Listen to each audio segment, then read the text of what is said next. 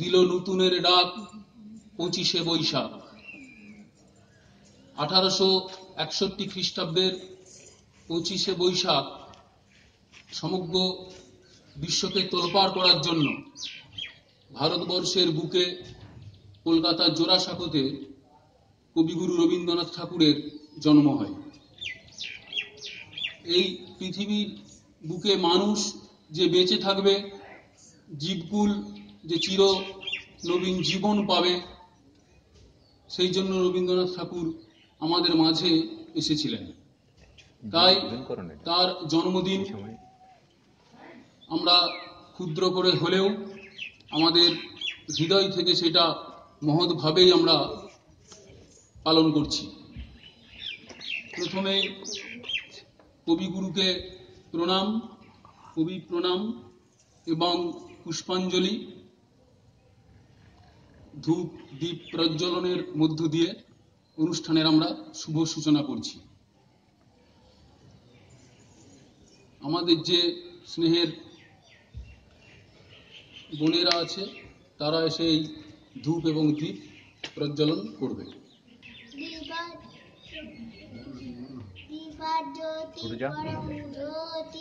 दीपाज्योति जनार्दनः दीपहरतु मे पापं दीपाज्योति नमोस्तुते शुभं करोतु वरदानं आरोग्यं शिवसम्प्रदः देशबुद्धिविनाशाय गुरुज्योति नमोस्तुते गुरुज्योति प्रदीप्ताय ब्रह्मज्योति नमोस्तुते ब्रह्मज्योति प्रदीप्ताय गुरुज्योति नमोस्तुते।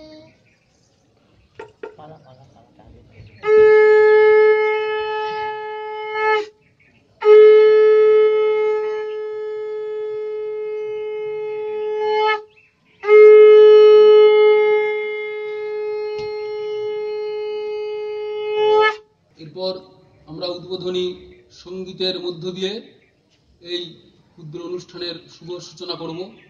উদ্বোধনী সঙ্গীতে আছে কৃষ্ণা নন্দী, তবলায় পূর্ণেন্দু নন্দী।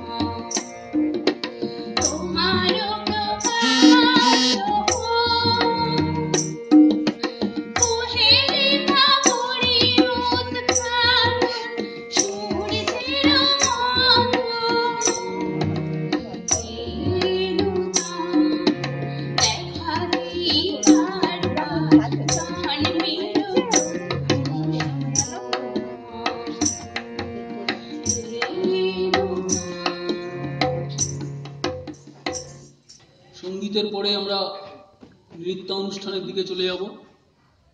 আমাদের ছোট্ট বোন ঐশী এবং অনু, এরা দুইজনে একটা নৃত্য অনুষ্ঠান করে দেখাবে।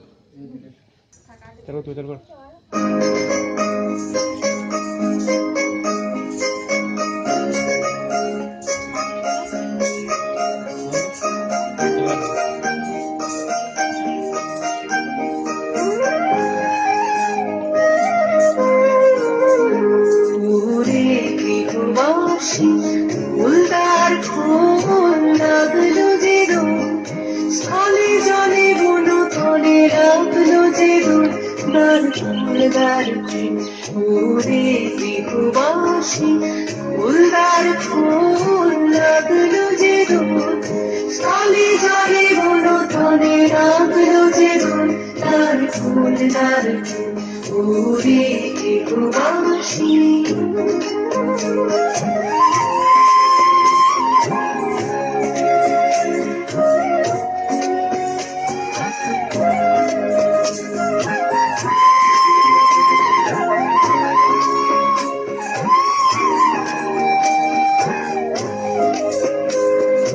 রাঙা হাসি রাশি রাশি অশোকে পলাশি রাঙা রেশা মেঘে মিশা প্রভাত আকাশে।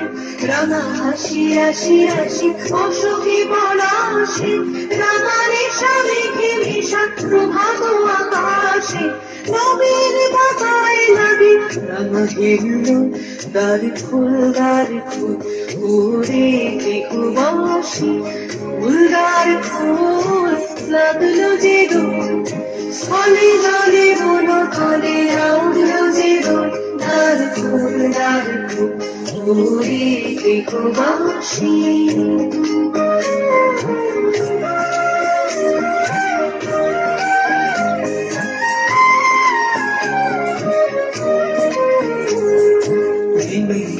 মর মরে দক্ষিণ বাতাসে প্রজাপতি দোলে ঘাসে ঘাসে। বেনু বন মর মরে দক্ষিণ বাতাসে প্রজাপতি দোলে ঘাসে ঘাসে।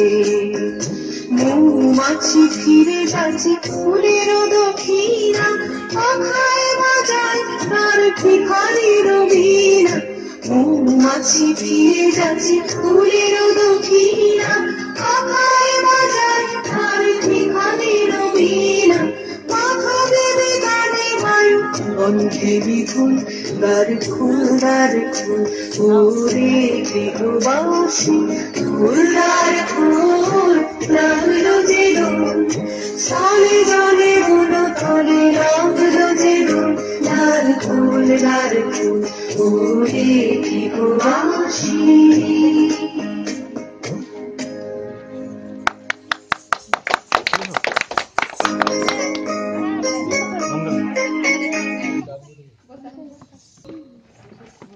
ছোট্ট একটা আবৃত্তি করতে আসছে আমাদের স্নেহের ভাই অদৃশ নায়ক।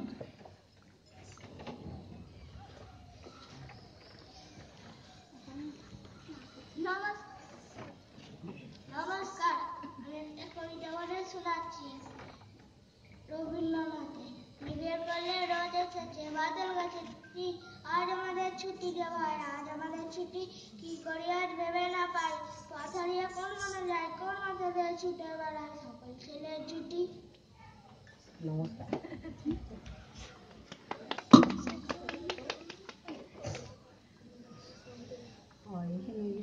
এরপর সঙ্গীত পরিবেশন করতে আসছে সঙ্গীতা নন্দী, তবলায় অর্ঘ্যদীপ নন্দী।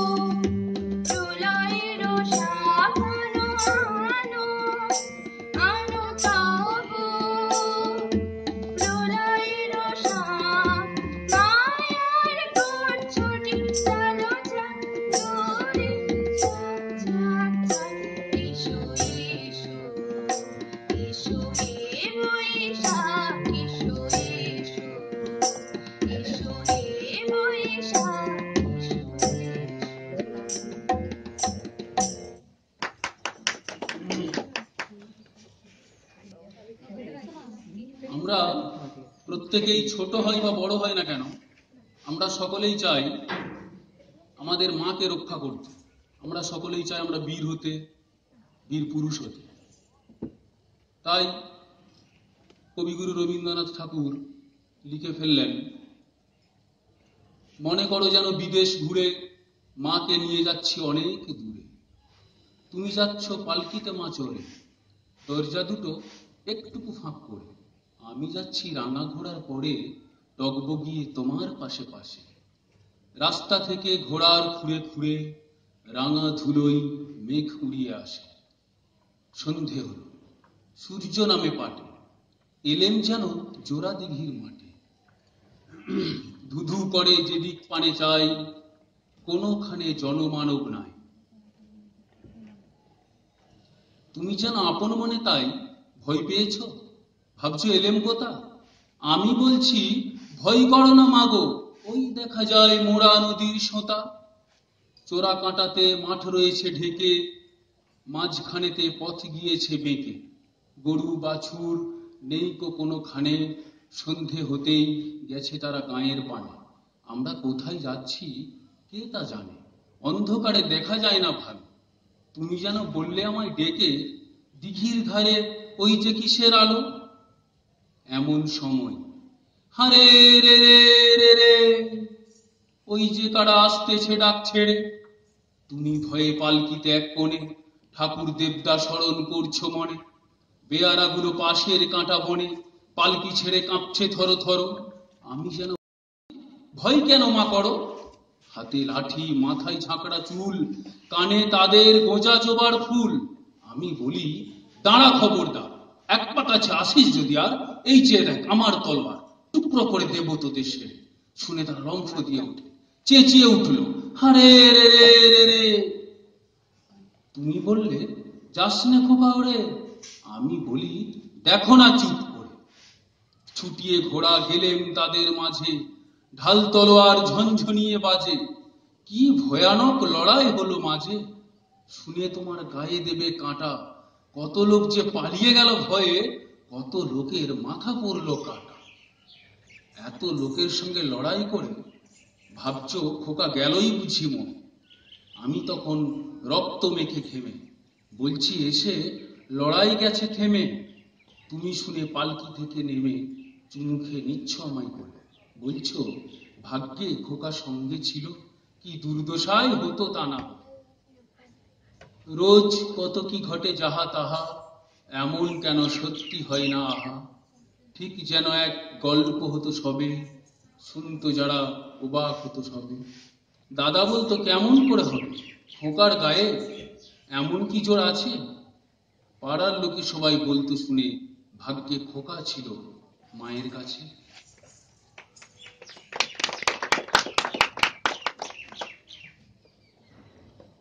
সঙ্গীত, এরপর আমরা একটা সঙ্গীত শুনবো। সঙ্গীত পরিবেশনায় পৃথানন্দ।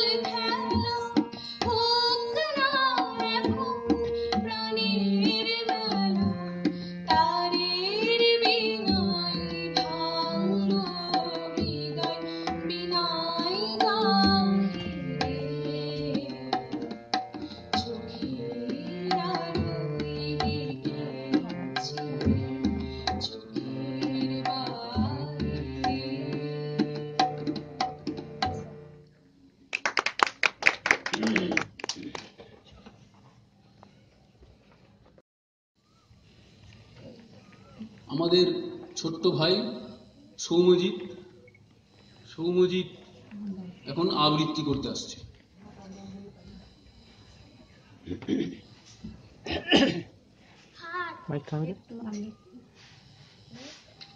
হাট রবীন্দ্রনাথ ঠাকুর।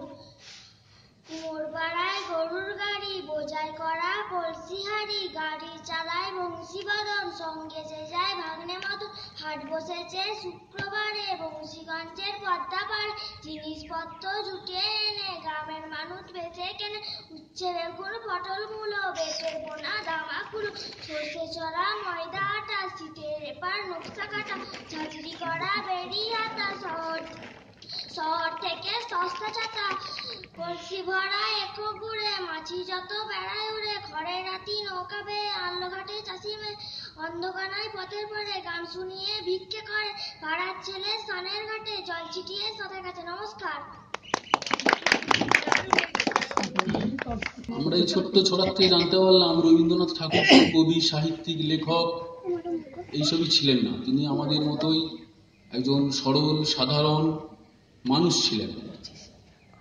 তিনি বিশ্বকবি, এটাই আমাদের কাছে শুধু পরিচিতি নয়, তিনি বিপ্লবীও ছিলেন। 1915 সালে তিনি যেমন ইংরেজ সরকারদের কাছ থেকে নাইট উপাধি পেয়েছেন, আবার জালিয়ানওয়ালাবাগের হত্যাকাণ্ডের বিরুদ্ধে 1919 সালে এই নাইট উপাধি তিনি ত্যাগও করেছেন।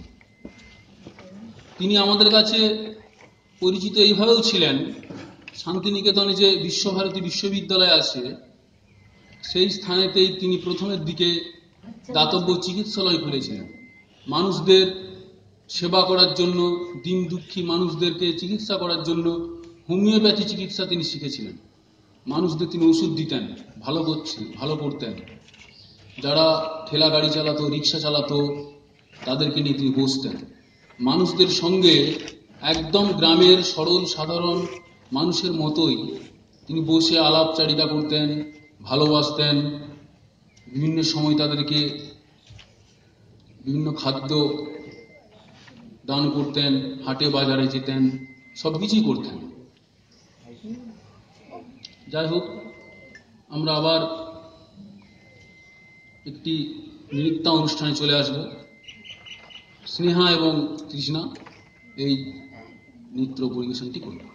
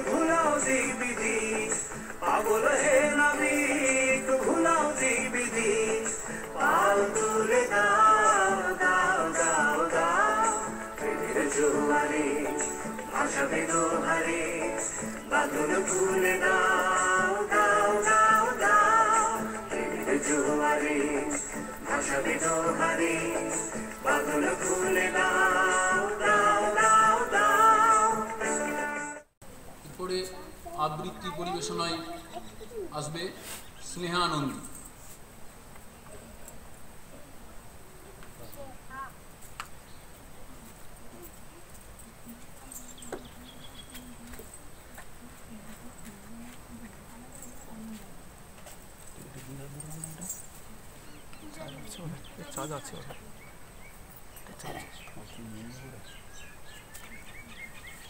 সেদিন শারদ অবসান, শ্রীমতী নামে সে দাসী পূর্ণ শীতল সলিলে নাহিয়া পুষ্প প্রদীপ হালায় বাহিয়া রাজবংশের চরণ চাইয়া নীরবে দাঁড়ালো আসি।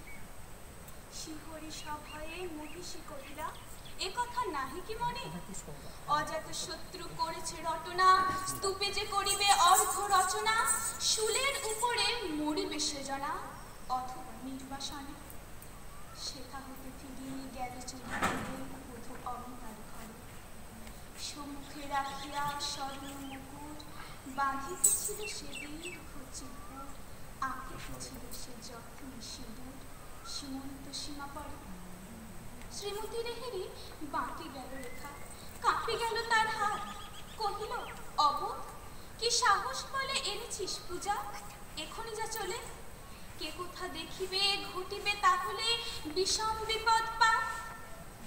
অস্তরবীর রসিয়া ভাই খোলা জানালার ধারে, কুমারী শুক্লা বসে একাকিনী পড়িতে নিরত কাব্য কাহিনী। চমকে উঠিল শুনি কিঙ্কিণী, চাহিয়া দেখিল দ্বারে। শ্রীমতী রেহেরি পুঁথি রাখি ঘুমে দ্রুত পদে গেল কাছে। কহে সাবধানে তার কানে কানে, রাজার আদেশ আজ কে না জানে? এমন করে কি মরণের পানে ছুটিয়া চলিতে আছে? দিবসের শেষ আলোক নিবালো নগর সৌধ পরে। পথ জনহীন আধারে বিলীন, কলকোলাহল হয়ে লক্ষীন। আরতি ঘণ্টা ধ্বনিল প্রাচীন রাজ দেবালয় ঘরে। শারদীয় নিশীর স্বচ্ছ তিমিরে তারা অগণ্য জলে। সিংহ দুয়ারে বাজিল বিষান, বন্দিরা ধরে সন্ধ্যার টান। মন্ত্রণা সভা হলো সমাধান, দ্বারে পুকারিয়া বলে। এমন সময় হেরিলা চমকি প্রাসাদে প্রহরী যত। রাজার বিজন কানন মাঝারে, স্তূপ পদমূলে গহন আধারে। জ্বলিতেছে কেন যেন সারে সারে প্রদীপমালার মতো। মুক্ত কৃপাণে পুরা রক্ষক তখনই ছুটিয়া আসি। শুধালো, কে তুই ওরে দুর্মতি? মরিবার তরে করিস আরতি? মধুর কণ্ঠে শুনিল, শ্রীমতী আমি বুদ্ধের দাসী। সেদিন শুভ্র পাষাণ ফলকে পড়িল রক্ত লিখা। সেদিন শারদ স্বচ্ছ নিশীথে প্রাসাদ কাননে নীরবে নিভিতে। স্তূপ পদমূলে নিবিল চকিতে শেষ আরতির শিখা।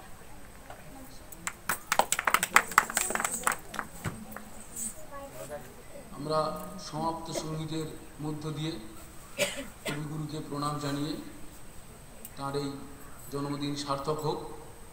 প্রতি বৎসর এই 25শে বৈশাখ আমরা যেন এই অনুষ্ঠান পালন করতে পারি এবং আরও বৃহৎভাবে আরও সাড়ম্বরভাবে যাতে অনুষ্ঠানটা আমাদের হয়, এই আশা আমরা সকলে রাখব এবং এই চেষ্টাও আমাদের ভেতরে থাকবে। সমাপ্ত সঙ্গীত করতে আসছে আমাদের সেই স্নেহের বোন স্নেহা নন্দী, তবলায় পূর্ণেন্দু নন্দী।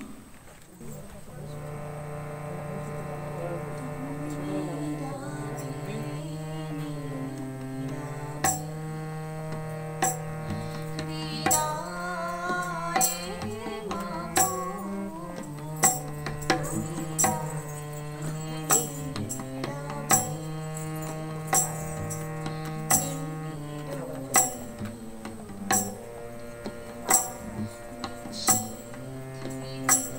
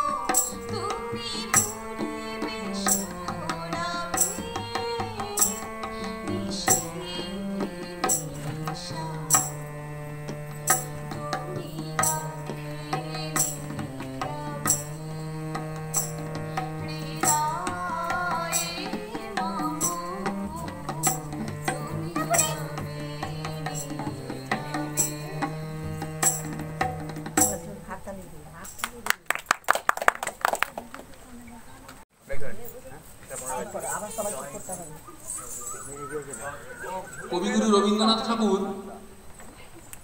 রবীন্দ্রনাথ ঠাকুর এবং তার পরিবার জোড়াসাঁকোতে প্রতিদিন বিভিন্ন শারীরিক কসরত করতেন। আমরা যদি জোড়াসাঁকোর তার ঠাকুর পরিবারে তার বাড়িতে যাই, সেখানে গিয়ে আমরা দেখতে পাবো তাদের ব্যায়ামের যে বিভিন্ন সাজ সরঞ্জাম এখনও সেগুলো আছে। শরীরচর্চার মাধ্যমে আমাদের যে শরীর মন ভালো থাকে, এই তত্ত্বে তিনি বিশ্বাস করতেন। তাই পরিবারের সকলেই একসঙ্গেই তারা শরীরচর্চা করতেন। আমরা তাই কিছু পিরামিড, জিমন্যাস্টিক্স এবং যোগাসন এখানে দেখাবো। রুদ্রপ্রসাদ নন্দী, হরে কৃষ্ণ নন্দী, তৃষ্ণা নন্দী, অর্ঘ্যদীপ নন্দী, স্নেহা নন্দী, পূর্ণিমা নন্দী, এরা এই যোগাসন, পিরামিড এবং জিমন্যাস্টিক্সগুলি দেখাবো।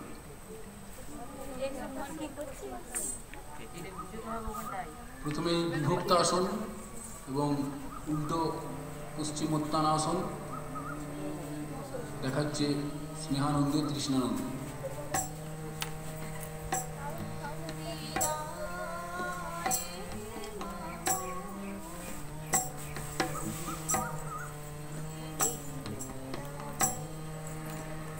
আমরা আজকের দিনে বুঝতে পেরেছি এই যোগাসনের গুরুত্ব অপরিসীম। এর মধ্য দিয়েই আমরা আমাদের শরীরের ইমিউনিটি পাওয়ার গড়ে তুলতে পারি, যার মধ্য দিয়ে কঠিন কঠিন দুরারোগ্য ব্যাধিকে পর্যন্ত আমরা দূর করতে পারি, নিজেদেরকে সুস্থ থাকতে পারি, রিল্যাক্স।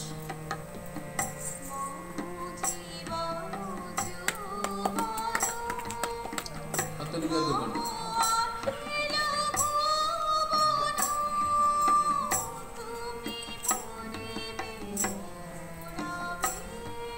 জিমন্যাস্টিক্সে এটিকে বলা হয় টি ব্যালেন্স।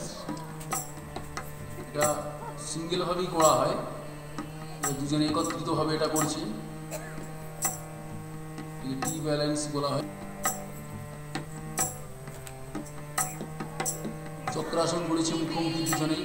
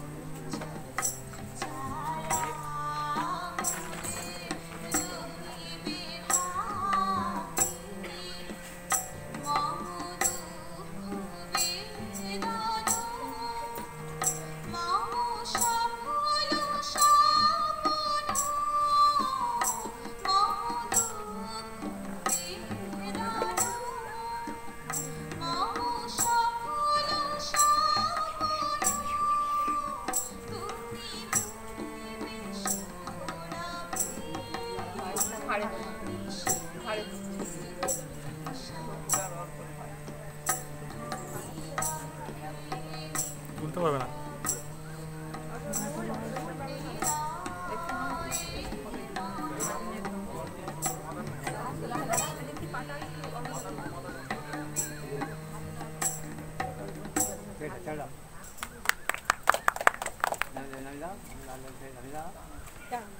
এই পিরামিডের মধ্য দিয়ে আমাদের শরীরের ব্যালেন্স ফিরে আসে, আমাদের দেহ সৌষ্ঠব হয়, প্রত্যেকটি পেশি এবং জয়েন্ট আমাদের শক্ত হয়, যার ফলে শরীরের ভারসাম্য আমাদের বজায় থাকে।